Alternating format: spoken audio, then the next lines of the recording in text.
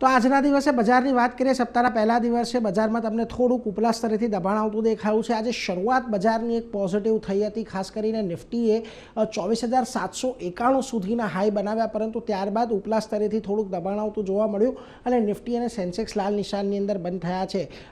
Nifty bank આજના દિવસે 71 પોઈન્ટની તેજી બતાવી છે, પરંતુ અહીંયા પણ તમને ઉપલા સ્તરેથી એક થોડુંક દબાણ આવતું આજના દિવસે જોવા મળ્યું છે. ખાસ કરીને મિડકેપ અને સ્મોલ કેપની વાત કરી લઈએ તો આજના દિવસે અહીંયા આપણને મિશ્ર કારોબાર મિડકેપ અને સ્મોલ કેપમાં જોવા મળ્યો, જ્યાં આગળ સ્મોલ કેપ થોડું લાલ નિશાનની અંદર બંધ થયું છે. કયા સેક્ટર આજના દિવસે ફોકસમાં રહ્યા તો જુઓ, પીએસયુ બેંકોની અંદર આજે સારી તમને તેજી આવતી જોવા મળી છે.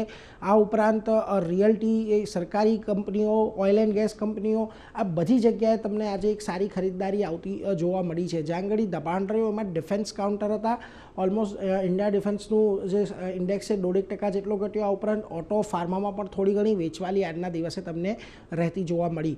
નિફ્ટીના ફ્રન્ટ પરથી વાત કરીએ તો જુઓ, ટાઇટન, એસબીઆઈ, વિપ્રો, બજાજ ફિનસર્વ આ બધા કાઉન્ટર્સ રહ્યા કે જ્યાં આગળ ખરીદદારી રહી, જ્યારે સામે પક્ષે મારુતિ છે કે એક્સિસ બેંક છે, ડોક્ટર રેડ્ડીઝ છે, એચડીએફસી લાઈફ છે, આ બધા કાઉન્ટરમાં થોડોક ઘટાડો આજના દિવસે આવ્યો. મિડકેપના ફ્રન્ટ પરથી આજે એચપીસીએલનો સ્ટોક ખાસો એવો ફોકસમાં રહ્યો, 4.5% તેજી આવી. આ ઉપરાંત બંધન બેંક, પેટ્રોનેટ એલએનજી, હિન્ઝિંગ જેવા કાઉન્ટરમાં એક સારી ખરીદદારી રહી, પરંતુ જ્યાં દબાણ તમને આવતું જોવા મળ્યું એમાં જુઓ, Cochin shipyard, Dixon tech, Apollo tyres અને અદાણી ટોટલ ગેસનો સમાવેશ થાય છે.